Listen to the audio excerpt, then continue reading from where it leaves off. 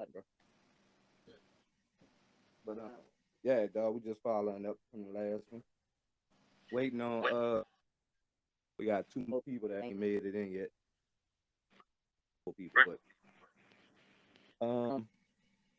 Wolf, I know you this is something you've been very vocal about with the in the city. And it's the girl when I got killed on the interstate, I seen everybody with the fake care and so went live, boom, we got here because I couldn't add everybody on. Wanted to open the table up for everybody to get in, talk, and come up with solutions. That's what I'm naming this, coming up with solutions. 'Cause everybody know the problems, but coming up with an answer and a solution to the problem is where we at. Okay. For starters, I'm gonna let you go ahead and roll. Okay, first. go ahead. No, go. Nah, we all have said something. Gavin looked like he's still doing some work with his daughter, but I know. That's all good. I'm here though, but go ahead. I'm here. Yeah, I'm here too. Go ahead, let loose. For starters, man, we just have to be honest and ride accountability. We can constantly point the fingers at everybody around us. Talk about the DA, the police, the government, whoever. Accountability in the home with mama, with daddy, who's barely there. Let's just be real. That situation has to mend. Check this out. If the root of the tree is fucked up, excuse my language, if it's messed up, what you expect the fruit to bear? I mean, what type of fruit are you going to bear? We have to fix that dynamic first. And that dynamic starts with accountability. We always talk about, man, well, a lot of people didn't get to see this or didn't get to see that. Well, we ain't get to see a lot of shit. But we here and we trying to make solutions. We trying to make shit happen. It's called accountability. Us four, and whoever else you got bringing on here that's tired of the dumb shit as well, we are accountable for our actions. And with that being said, we're trying to produce or solve what's going on in the city. And it has to start with people being accountable. And it's just that simple, man. So I'm gonna start where I started last week, I said this: it's hard to figure out. Maybe hard isn't the right word, but who to hold accountable when you have kids that were never taught how to be parents. And I'm gonna kind of bring you back up to where I started last week. When I was teaching, I was working at Reed in 2007, 8, and you had 14, 15-year-old kids that were sent back to the city. Basically by themselves. Yes. Yep. Or either with their little brother and sister. Those are the kids, and I had even some 16, 17-year-olds that were raising their little brothers and sisters in trailers because their mother didn't want to come back. So I get the accountability piece because we want to hold them accountable, but the truth of the matter is it starts with their parents, because how do you send a 14, 15-year-old kid back to the city and say, fend for yourself? And if your little brother want to go, you say, well, take your little brother or your little sister with you. So what we're seeing now are the kids that those kids had. And so it's easy to point the finger at those parents and say, you need to do better, but I don't think they know how to do better, to be honest with you. I mean, look, I agree with that. But then we talk about when the village steps in, right? But the village are filled with these same type of parents. And I always say it's more of them than it is us. So we always overran. We're going to always be, and I don't want to say, man, ain't no solution. There is a solution. There is one, and it's called.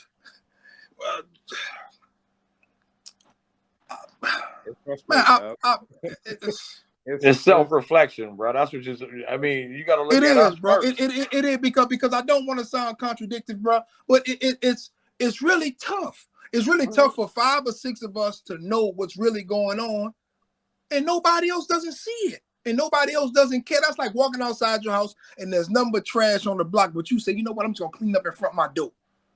That don't make sense. That don't That work for doesn't nothing. make The street gonna sense. blow in front of your door at some point anyway. So if you don't So clean that up too, As soon as you go back inside from cleaning that trash, you got more trash from the neighbor that just got kicked on. so therefore, therefore it's double and triple time on us. But yet we have to take care of what we have to take care as well, and that's our own situation, and it becomes overbearing.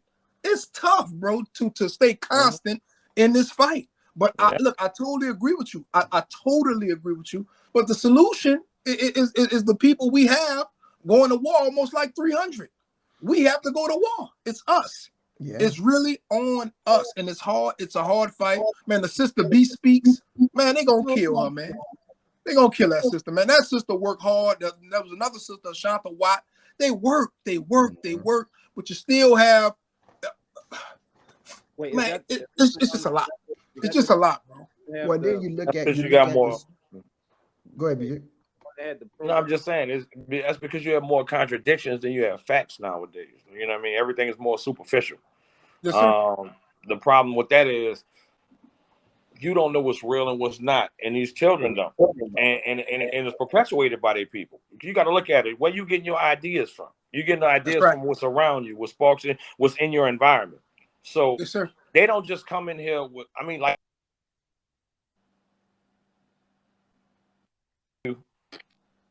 Sorry. They don't just come in and ask you stuff. You know what I'm saying? Like people, you see what's going on around you. They're reflective of that. So you got to be mindful out in the first place. Now, we all say we want to have fun, this and that, but I remember it was a time when they sent you out the room. They don't do that no more. When the last time that nobody separates the two? That's my friend. It's not my friend. I don't want to be your friend. No. And that's the problem with it. And everybody want to be cool, and you're scared. Like, to tell the truth is to upset. Always remember that. Yes, sir. I'm offensive. That's right. Really but it's supposed. I mean, truth is offensive because I'm telling you something you didn't see. So a lot of people can't receive that. That's why I was saying, like, a lot of they wrestle with emotion right now. Like, you still got to. That's a root cause too. People don't. Well, it's emotions. We don't get help. We talk ourselves somebody in the same predicament that don't have the answers you have. Like, we don't do that kind of stuff. So you got to realize what I was saying last week, bro. You remember they go from I'm all right to I'm mad. There's no I'm confused or I want to know. Like, you know how often people tell me like I'll say something and they say, well, how you know that? Because I learned it and it was a point to learning it. Same thing with you. You learn stuff too. Well, people forget all the stuff and they think that's I was learning. No, you put it into use and you'll understand why you was learning. That's right. But we don't do that. Like, we don't. And there's no reason for it, no rhyme or reason, but that's where you start at. You need to start yeah, it's mental health. It's not everybody needs some money, everybody need to eat. I get that. I'm not even gonna knock that, bro. But if this not working, none of that other stuff don't matter. Doesn't even matter. It doesn't even matter. You gotta understand, you got children who raise children and just put them on go and told them point that way and go get this, and that's all they know. That's right. So you try to talk to that person, they're not trying to hear you because their whole life was consumed by this arrow. That's right. That's right. And also listen. The software that's being used from the elders is outdated. They ain't trying to hear that. They don't even care. If you're not relatable, I'm at Chick-fil-A getting I'm at Chick-fil-A getting my son something to eat today. What's up, OG? You cool? And yeah, what's up, nigga? You chilling? Yeah. Man, I'm trying to get this bag. I said, just stay out of the way, homie. Don't get no trouble. That's what's up. Be cool. Listen, you have to be extremely relatable for them to even for them to even receive you. Because the first thing a person say, you don't know my struggle. That's it. You don't know my pain. You don't know what I've been through. You don't know how I got here, why I'm here. All you know is. And I try to, I'm sorry. More than I. Now and Dorian, I talked to him right before we got on, and he made a good point. Like, being that it's clear we really all problem. So now it's getting to the point where let's get something moving. I asked who's gonna take the point. I'm in Houston, so me trying to go meet with council, meet with people that's there. I can't be that. Right. I'm on social media. I got a lot of motherfucking numbers. So I'm gonna do what I can do from here. Yes, sir. Also coming home because I'm not doing this podcast. And first episode, I done got a lot of feedback. People won't get on. I got people want to get on tonight, but it's I'm gonna reach out to people. Like Gavin said, we need to reach out to some people that been in the street, that's not scared to go talk to these kids. That's it. That's where it's at, Soldier. And talk to them. Start the program like Gavin mentioned. Get that program up before they hit the street. We got stuff lined up where they come. We get them up. A lot of these dudes, and we need females too. Let me not leave them out. I'm gonna go back to that. Yes. I'm about to tell you.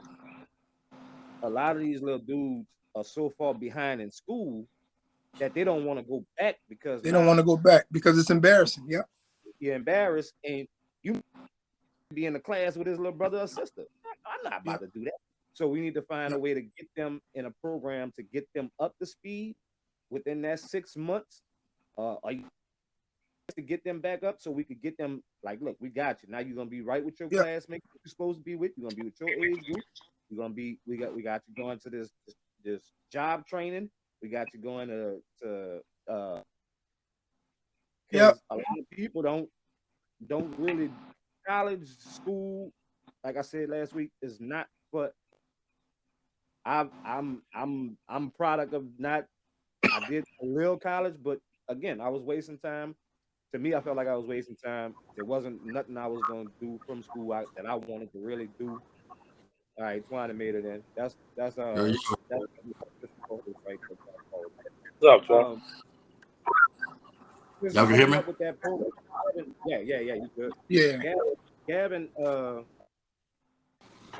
and Dorian really have a blueprint.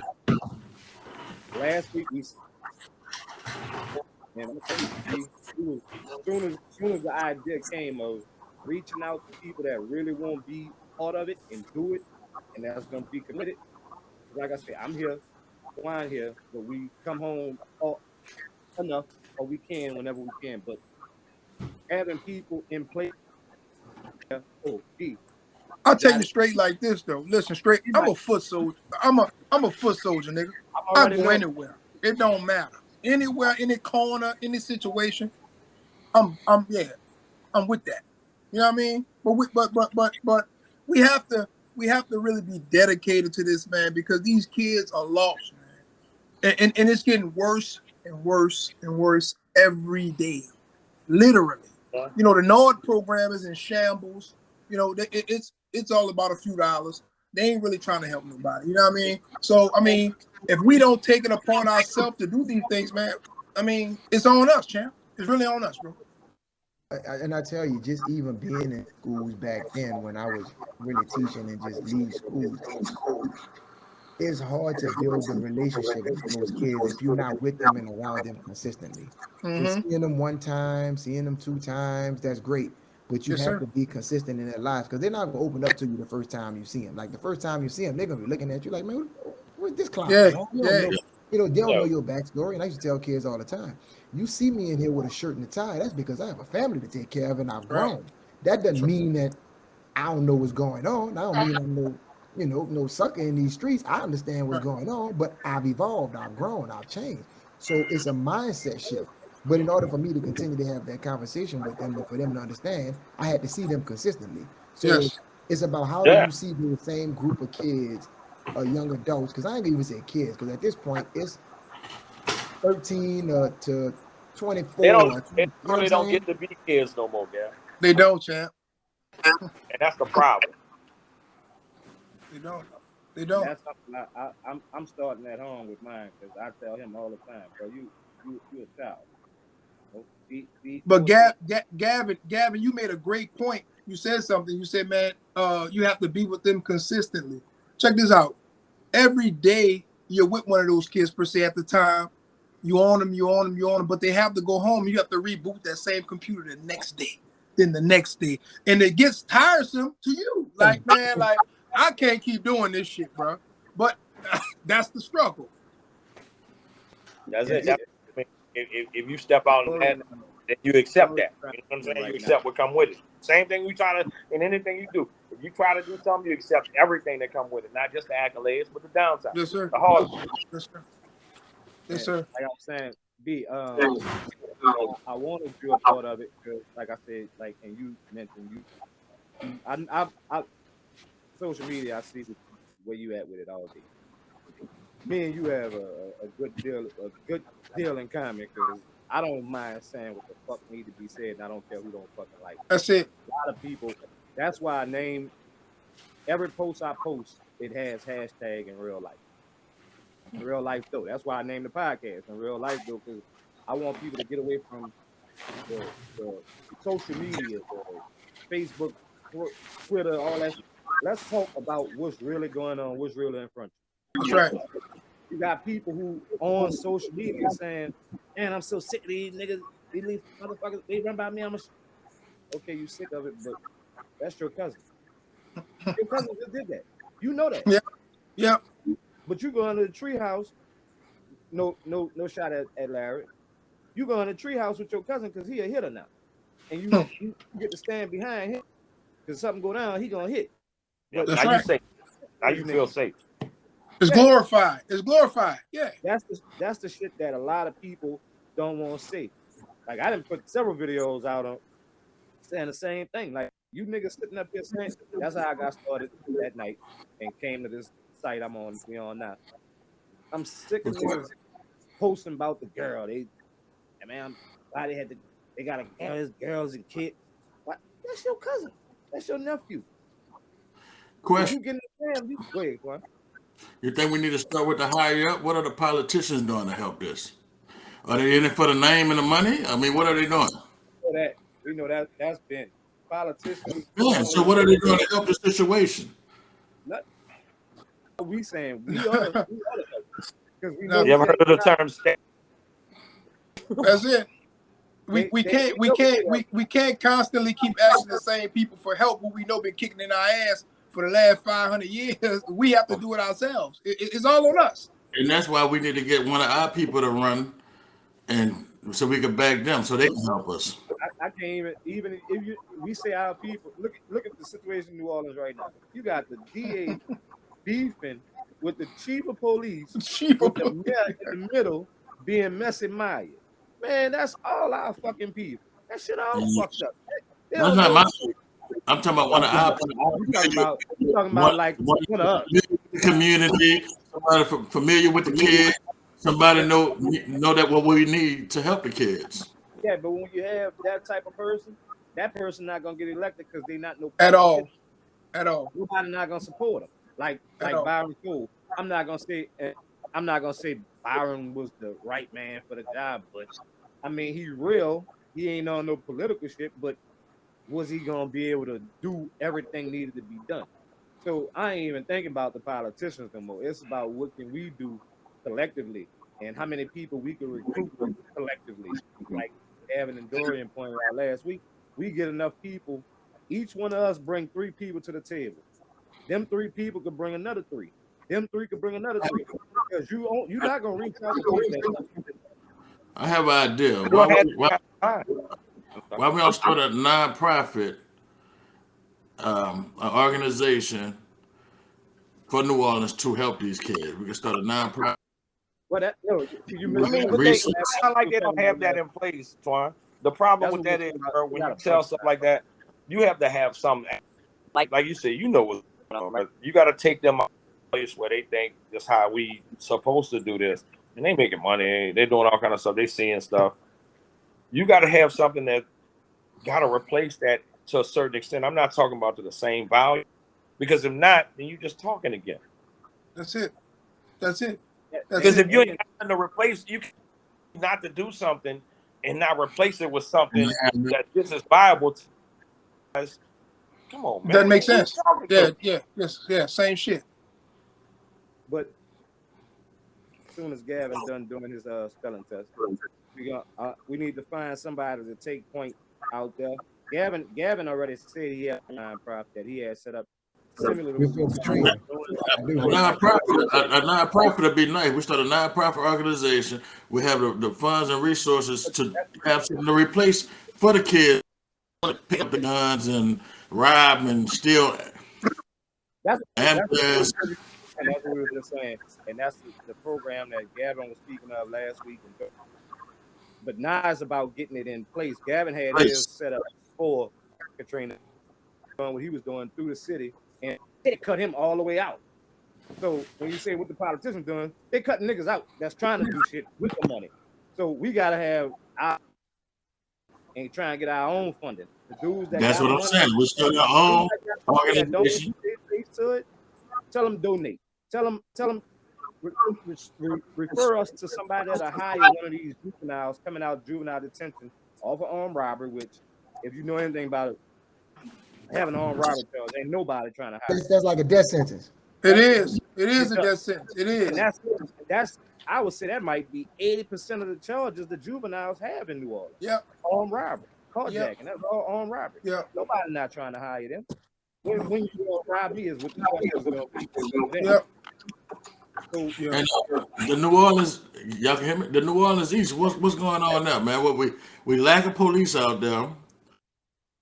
All out there, they know whatever they want to do. And why they letting it happen like that? They saving the inner city and pushing so the crime could be in the east. Let me say this, man. It's not just the evil. That's the narrative that's been perpetuated, man. It's crazy. I have this conversation with people.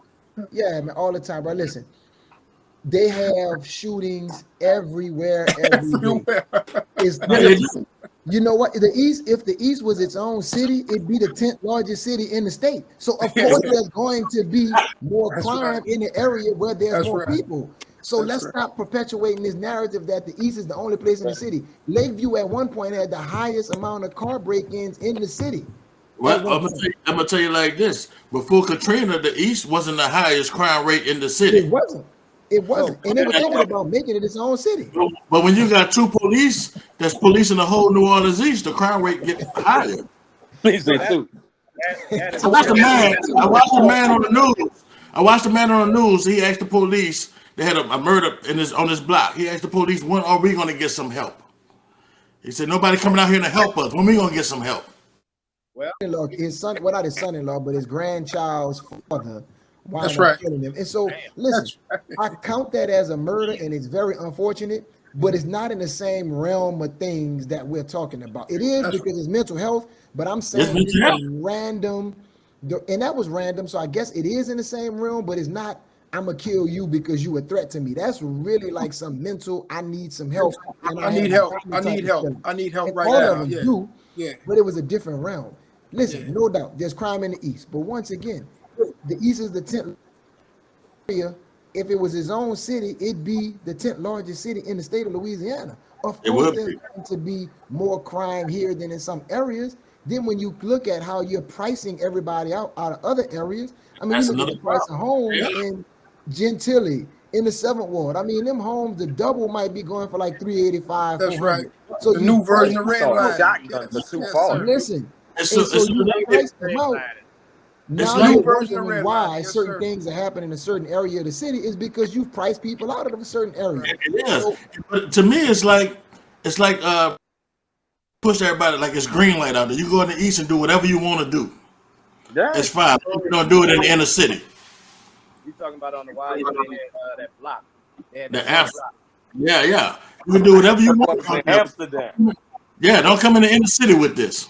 Yeah, that's kind of what it do look like. So the question is then, how do we create you having crime in the French Quarter? They're not even talking about. They're not even talking about that. Yeah, we can do that all day. Man, yeah, all day. We can do that all day. No, like Quarter, they're gonna make sure these white folks that come in town, they try their best. They try. They can't, but they try. They got more police. They got more police on horses and anywhere else in the French Quarter than anywhere in the city. My man, that's only on Bourbon, bro.